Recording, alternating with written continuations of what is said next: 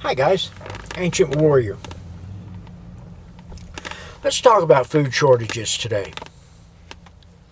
And why are we talking about food shortages, Ancient? I was just at the grocery store. They got everything you need. Yeah, probably do.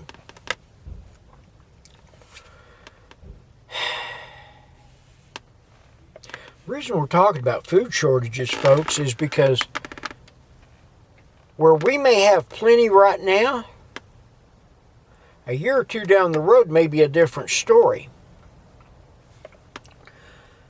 I saw a big write-up, and thank you, Christian from Ice Age Farmer, for your write-up.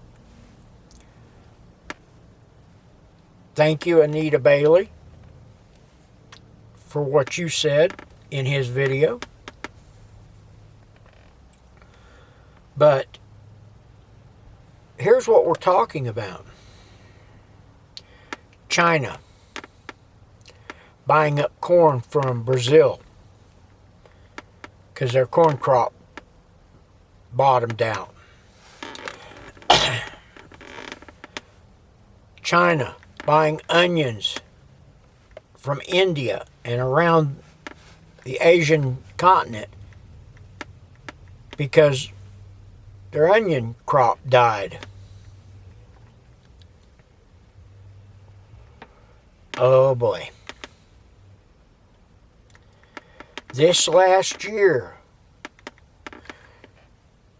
soybeans, corn, wheat, cranberries. Yeah, cranberries also. It was way too wet, too late in the season. I've heard farmers saying right now that it was so wet this year that they were late getting winter wheat and corn into the ground.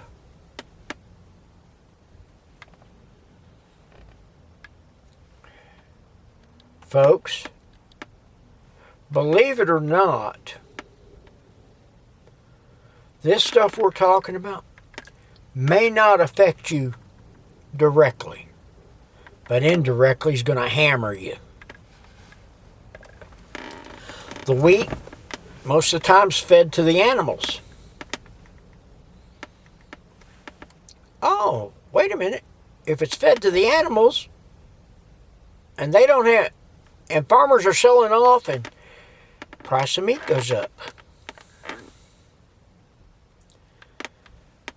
You know, folks, one of the things we've got to do, and we've got to face this, every blessed one of us,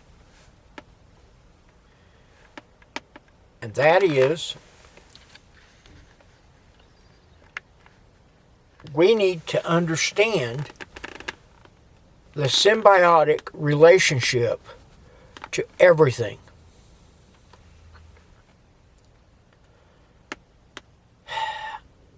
I've got a neighbor, I drive him crazy, and I do it on purpose. Anybody wants to tell him I'm doing it on purpose, he knows it. I feed the birds. I've got about 30 dove that show up, and I throw feed out there and seed. Sometimes I'll buy a bag of pre-popped popcorn and throw it out there. And I'll sit on the porch and watch them.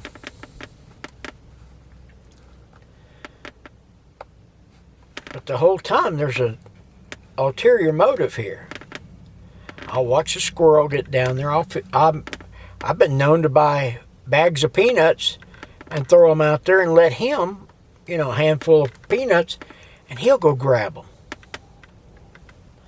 I started out with one squirrel. Now I've got about 6. And yes, they're a pain in the gluteus. But these animals all I have an ulterior motive about every blessed one of them. And that is, whether you're aware of it or not, things go south. Those birds I'm feeding, become a food source, protein source. The bunnies that I see hopping in the field across the way, food source.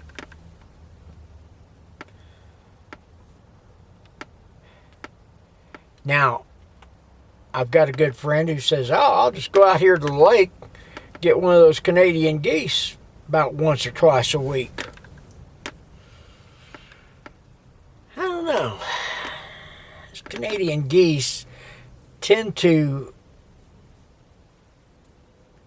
feed in areas where I would not want to really eat. Matter of fact, I know that there's a lake here locally that they feed into that's been contaminated by medical waste. So, I don't know. But if your family's hungry, you're going to feed them. Find a way to feed them.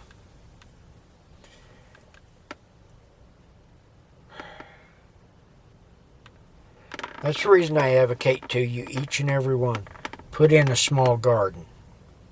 Keep a couple of small animals, chickens, turkeys,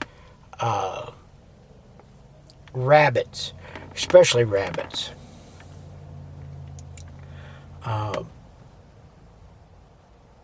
If you can get, and you have an area big enough, get ducks.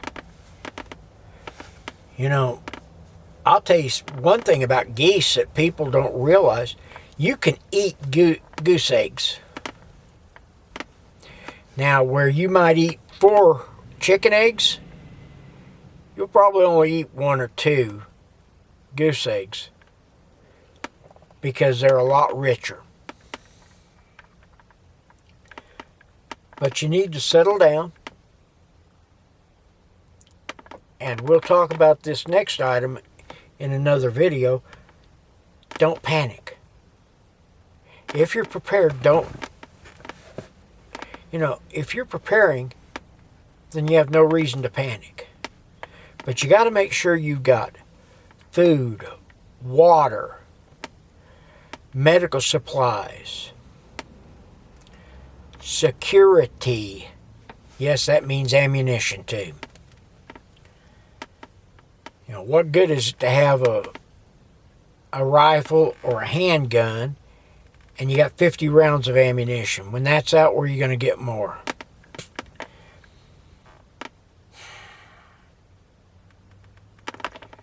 Get together. You know, I've been the biggest advocate about not joining militias. But now's a good time to start looking into them. With everything going across the board, now would be a great time. So with that being said, folks, have a blessed day. If you like what I'm talking about, hit the little subscribe button.